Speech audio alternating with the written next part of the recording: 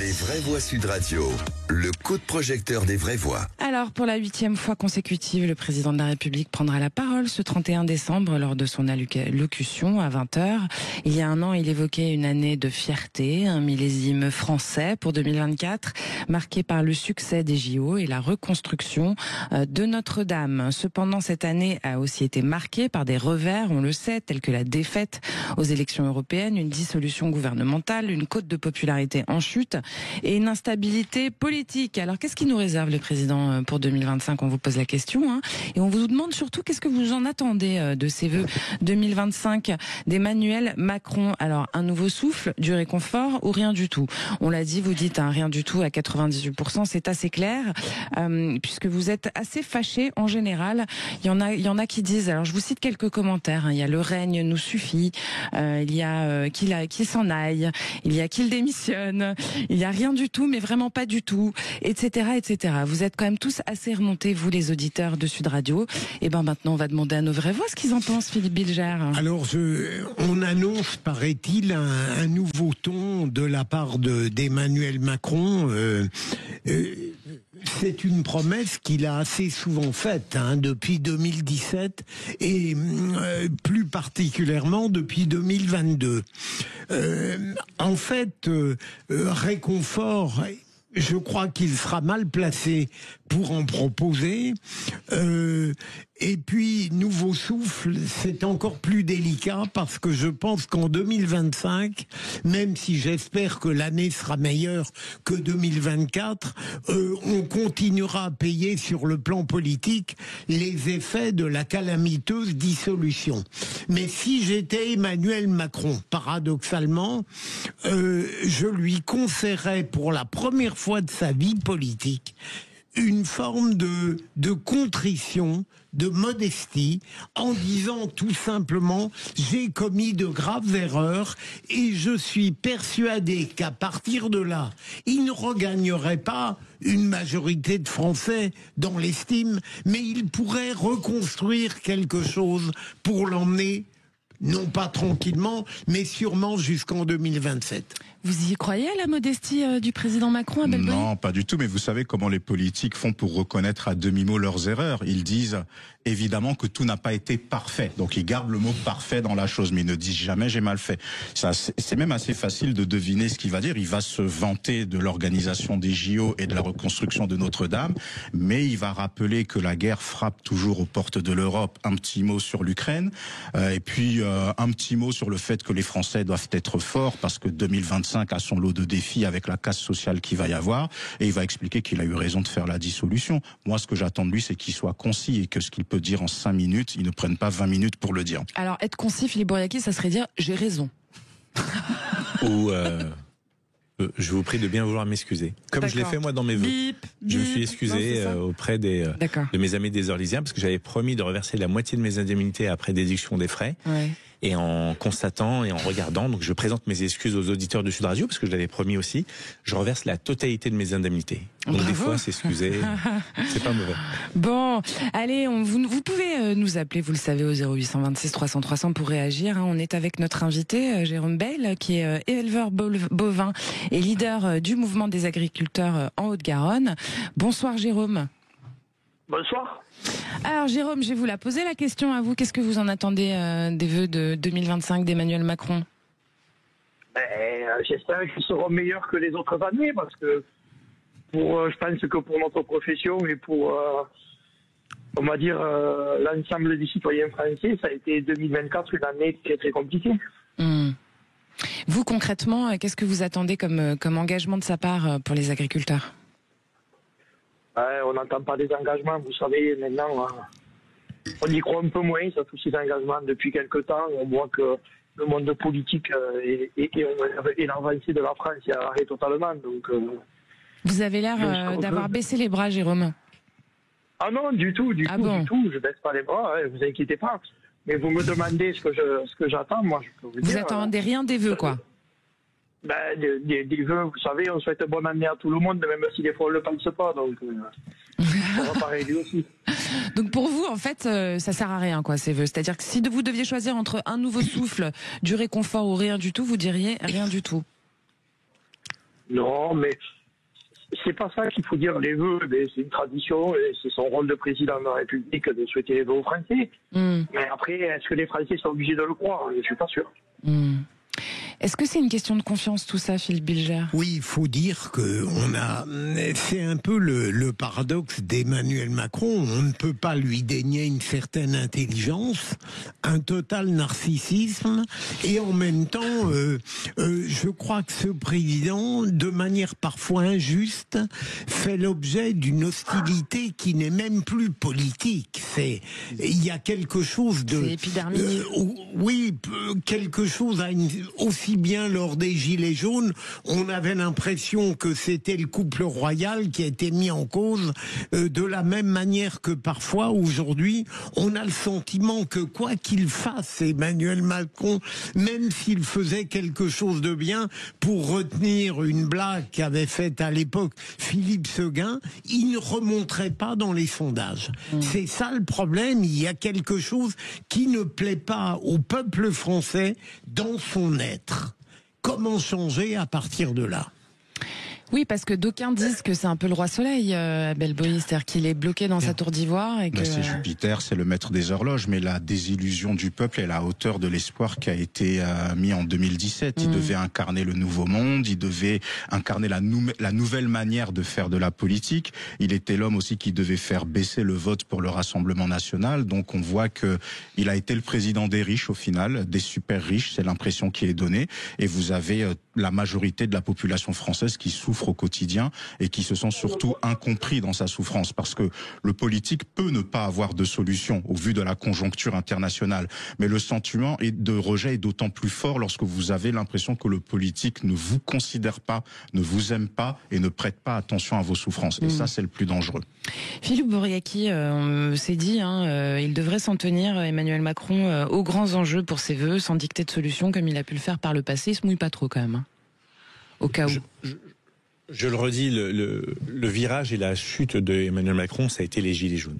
L'arrogance dont il a fait preuve et la non-compassion a fait que l'ancrage pendant des semaines et des semaines, je crois que 80 ou 90 semaines, qu'est-ce que je raconte, pendant 4 ans, il était dans la rue, donc excusez-moi, encore une fois. Donc je présente mes excuses parce que tout à l'heure j'ai dit 5 religions monothéistes, et vous avez raison, oui, vous avez 5 grosses religions, je voulais dire, enfin j'ai fait une contraction des deux. C'est pas grave, je m'en excuse. Non mais être capable de s'excuser, et c'est pour ça, Macron, il devrait faire ce que je viens de faire, être capable de s'excuser. Et je crois qu'aujourd'hui, beaucoup de Français attendent, et j'espère qu'il le fera pas en plus du coup, c'est une démission en disant je me suis planté, j'ai merdé, donc je suis le responsable, comme il a fait pour Benalla. La responsable, c'est moi qui vais me chercher. Je suis pas sûr que ça serait une très bonne chose pour le pays. Non, ça serait catastrophique. Là actuellement, ça serait catastrophique. Donc vaut mieux avoir ça que un scénario catastrophe, mais qui est déjà prononcé et annoncé. Et ce virage des gilets jaunes lui a fait perdre la notion, comme tu l'as si bien dit tout à l'heure, cet espoir de 2017 du nouveau monde, de la faire de la politique autrement, d'être capable de dépasser les clivages, ni droite ni gauche, mais bien au-dessus de tout cela, a été complètement réduit en cendres. Et c'est vrai que pour beaucoup de mes copains qui étaient plutôt au centre gauche, d'autres au centre droit, m'ont dit en fin de compte, nous, la classe moyenne, on a pris cher, mais de chez cher. Et ça a été vraiment le président des riches qui a permis à Bettencourt de ne plus payer l'ISF, alors qu'au même moment, tu augmentes de 5 euros, tu baisses de 5 euros l'APL. Enfin, ça a été incompréhensible ce qu'il a fait. Il n'a pas entendu le peuple, et je crois, parce que en plus, et ça c'est entièrement de sa responsabilité, il est très mal entouré par des gens qui sont déconnectés. Et c'est lui qui choisit son entourage. Vous n'allez pas me dire que l'entourage de Macron est imposé par d'autres personnes. Enfin, mais il est dans la continuité d'Hollande qui avait promis de mettre la finance à genoux et qui, lui, s'est bien à genoux. En même temps, je vous rejoins, Philippe. Il n'a pas compris les gilets jaunes quand il y avait évidemment ces semaines. Mais quelques mois plus tard, il a fait, dans un autre cadre, l'analyse sans doute la plus profonde sur les raisons de l'apparition des gilets jaunes dans notre France. Et c'est toujours le problème chez lui, c'est toujours trop tard. Il fait de remarquables analyses, mais dans l'action elle-même, il n'accomplit pas ce qu'on attend. Il avait même dit que le mouvement l'avait changé. Et ce qui est drôle, entre guillemets, c'est que quand même 15 jours avant le départ du mouvement, il disait à ses conseillers qu'il ne sentait pas la colère des Français monter. Et les gilets jaunes commençaient juste après. Et aller à la montagne au moment où ça pète partout en France, ça a été... c'est comme au Puy-en-Velay, il l'a senti, la colère. On va quand même redemander à Jérôme Bel, je rappelle que vous êtes éleveur bovin, que vous êtes leader du mouvement des agriculteurs en Haute-Garonne. Qu'est-ce que vous souhaitez, vous, pour 2025 concrètement? Quels sont vos besoins, vos souhaits pour la nouvelle année qui vient? Qu'est-ce qu'on veut pour notre métier ou pour tout simplement le pays? Pour le pays, il faut de la stabilité. Il faut de la stabilité, comme ils l'ont dit tous les intervenants. Au bout d'un moment, on ne peut pas être un pays de construction quand tous les 2 mois, il doit changer de gouvernement et qu'on va rechercher des briques qui ont déjà servi il y a quelques années. Voilà. Je pense qu'il faut repartir sur des bases solides, autant pour le pays, il faut savoir donner la chance aux gens et écouter le peuple, parce que le peuple aujourd'hui, il en a marre. Il en a tout simplement marre. Vous savez, que ce soit les vœux d'Emmanuel Macron ou de n'importe qui ce soit, je pense qu'il n'y a pas beaucoup de Français qui vont les écouter, parce que c'est pas qu'ils croient plus à Emmanuel Macron, les Français. Ils croient tout simplement plus aux politiques en général. Et vous y croyez? J'y crois. Il faut qu'on y croit. Il faut toujours y croire, mais de moins en moins, ça on va dire. On l'a vu avec la crise agricole. Alors justement, pour les agriculteurs, qu'est-ce que vous souhaitez? Tout simplement qu'ils nous écoutent un peu plus. Je discute avec Annie Genevard, mais ça bloque tout le temps plus loin. Et on nous dit toujours oui, mais au final, il n'y a rien qui avance. On a eu des avancées avec Gabriel Attal qui ont été faites dès le début. C'est pour ça qu'on a levé le blocage de Farmone. Mais après, il y a eu quoi? C'est tout dans un projet de loi il y a eu la dissolution de l'Assemblée, après il y a eu la censure, et il va y avoir quoi dans quelques mois? Mais du temps qu'eux, ils s'amusent là-haut. Nous, on crève en bas. Et ça, on ne va pas le supporter longtemps. On entend votre mécontentement, effectivement. Philippe Bilger, est-ce qu'il est en mesure, ce président, d'assumer une nouvelle stratégie politique malgré tous ces revers électoraux et cet échec sur la politique sociale? Je ne crois pas. Alors, j'ai l'impression que lui-même, malgré les apparences, s'assigne des ambitions plus modestes. Je dirais que profondément, son ambition aujourd'hui, c'est de demeurer jusqu'en 2027. Et ça n'est pas gagné. Parce que, imaginons ce que je ne souhaite pas, que François Bayrou lui-même fasse aussi l'objet d'une motion de censure, je vois mal quelle pourrait être la solution de rechange. Donc le président veut rester jusqu'en 2027, il nous annonce qu'il fera des choses, mais je crois qu'il va être condamné à une forme d'impuissance noble. Voilà, s'il reste jusqu'en 2027. Abel Boilly, mais il faut quand même qu'il reste, parce que s'il s'en va, qu'est-ce qui se passe? Moi, je ne crois pas à la démission, parce que Emmanuel Macron, c'est un joueur de poker qui est très têtu, donc il restera là jusqu'à la dernière seconde. Par contre, pour moi, son quinquennat, il est mort. 2025, ça va être une pseudo-année de transition. 2026, il y a les municipales. Tout le monde il va y avoir une guerre terrible pour les villes, notamment les 5 grandes villes de France. Et puis juste derrière, la préparation pour l'élection présidentielle. Donc le quinquennat, il est déjà fini et c'est trop tard pour Emmanuel Macron. Philippe Bouriaki, qu'est-ce qu'il faudrait? Il faudrait des mesures fiscales ou des réformes impopulaires pour relancer l'économie, ou par exemple des initiatives pour apaiser les gens, tout simplement? Entre les deux, parce qu'on connaît la dette, on sait dans quelle situation on est. Moins de bureaucratie. Moins de bureaucratie, moins de technocrates, de la simplification, de l'accompagnement et puis surtout de la cohérence. Parce que moi je pense à nos éleveurs, nos agriculteurs, nos paysans. Vous leur mettez des normes incroyables. Ils sont obligés de faire des investissements de fou. Et en face, vous leur dites, non mais attendez, vous savez quoi, on va prendre un petit peu de marchandises des pays voisins. Non, mais ça, c'est pas la France qui décide, a priori. Attendez, donc c'est bien le problème. Qu'on fasse tomber le pavillon français, quoi. Enfin, qu'on oublie notre drapeau et qu'on met un drapeau européen. Non, mais le problème, c'est que s'il y a une loi européenne qui passe à un moment donné, vous trouvez les forces nécessaires dans les autres pays, et les autres pays sont impactés aussi sur d'autres mesures qui les concernent. Et je sais pas, c'est soit on est capable d'avoir une politique souveraine et nationale et de dire à un moment donné fuck Bruxelles, soit on n'est pas capable, il faut le dire clairement. Philippe Bilger, est-ce que finalement il y a une vraie gouvernance française quand on sait qu'effectivement il y a des lois qui sont imposées par l'Union européenne auxquelles on peut pas résister, quoi? Alors on est dans un système évidemment auquel on est obligé d'adhérer, puisque le président, certains le disent, sa seule sincérité, ça a été l'Europe. Même si la France est tellement, pour l'instant, désarmée politiquement qu'elle n'a plus une grande influence non plus sur le plan européen. Mais on peut faire des choses dans le cadre national, c'est très clair. Et souvent l'Europe sert de prétexte ou d'alibi pour justifier toutes nos impuissances politiques. Bon, il y a un truc qui pointe à l'horizon aussi, on peut en parler, c'est que le monde va bientôt changer. À partir du 20 janvier, Donald Trump sera président des États-Unis. Est-ce que vous pensez que ça va influer sur notre politique interne aussi, pas que internationale, Abel Boy? Très honnêtement, pour le quotidien des Français, est-ce que ça va changer quelque chose? Je pense pas. Donald Trump a déjà été président des États-Unis. J'ai pas vu que ceux qui étaient en galère étaient toujours dans la galère, ceux qui étaient bien étaient toujours dans des positions confortables. Ça n'a rien changé. Oui, mais là, on va pouvoir moins importer nos produits. Il va y avoir des grosses taxes. Enfin. Ouais, mais je pense qu'il y a des discussions qui vont se faire pour qu'il n'y ait pas trop d'impact. Mais la situation du pays est dans une telle déliquescence que qu'est-ce que ça changerait en réalité? Parce qu'il y a ce que va dire le milieu politique, mais ce que monsieur et madame, tout le monde ressent au quotidien, ça ne changera rien du tout malheureusement. Mais en parlant de Donald Trump et d'un de ses acolytes, Elon Musk, tout à l'heure on parlait de Mayotte, Elon Musk, les antennes qui sont à Mayotte là pour permettre d'avoir de la télécommunication, c'est du Starlink. Hein. Ouais. Donc voilà, faudrait réfléchir un petit peu sur la souveraineté française aussi dans ce domaine-là. Bien sûr. Et finalement, Philippe Bouriaki, ce qu'on entend, c'est qu'il y a une vraie dichotomie entre ce qu'on applique comme loi ou ce qu'on n'applique pas d'ailleurs et ce qui se passe dans le quotidien des Français, quoi. Parce que on est faible, parce qu'on est isolé, parce qu'on est séparé, parce que vous avez la Pologne qui achète des F-16 au lieu d'acheter des Rafales. On est 550 millions d'Européens face à 350 millions d'Américains. On devrait être plus fort, sauf que les États-Unis, ce sont certes des fédérations, mais quand ils parlent d'une seule voix.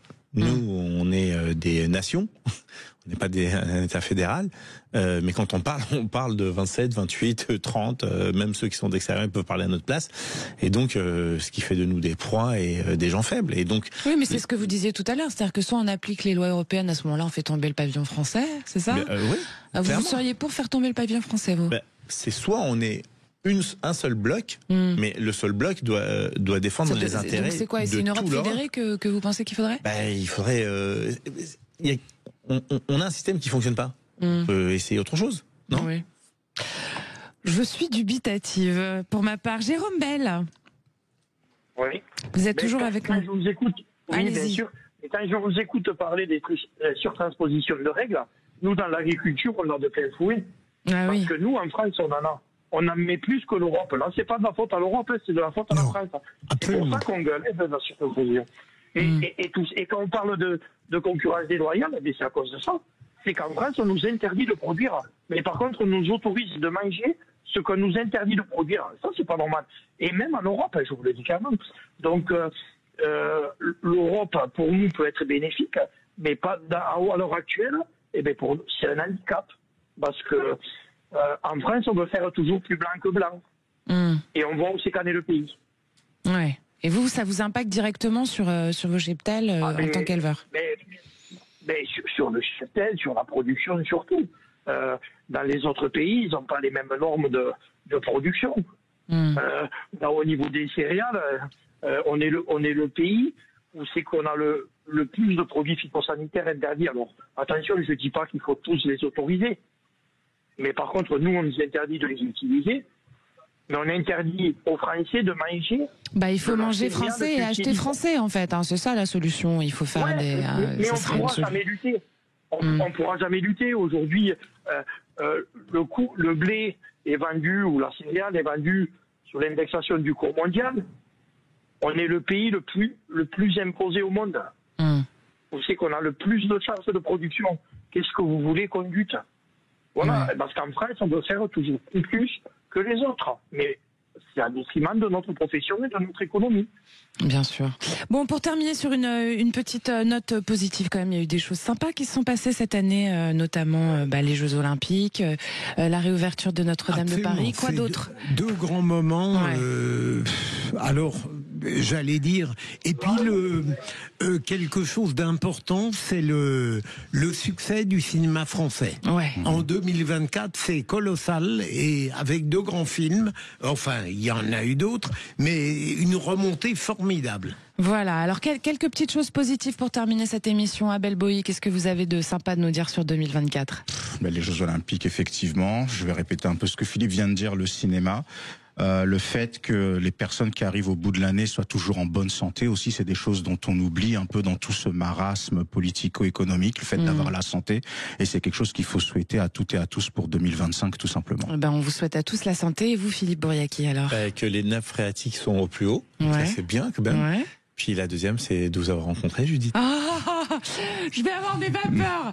Allez, et vous, Jérôme, on vous souhaite une excellente année. On vous souhaite plein de bonheur et un très très bon réveillon en famille, peut-être, ou avec vos amis, comme vous allez le passer. Merci d'être. Je suis de mariage. Vous voyez, j'ai pris la parole. Je suis un mariage là. Vous voyez tous les... Eh ben, écoutez, je vous souhaite tous mes vœux à vous aussi. Pareillement. Bonheur. Et surtout, continuer à soutenir les agriculteurs français. Bien sûr. Parce qu'on en a besoin. Et vive Laurent Camponet-Lorto. Allez, on vous embrasse, merci. On vous embrasse tous, chers auditrices, chers auditeurs. On vous souhaite un merveilleux réveillon 2024, évidemment, en famille, avec vos amis, comme vous avez souhaité le passer. Et puis, on vous embrasse, on vous retrouve demain, évidemment.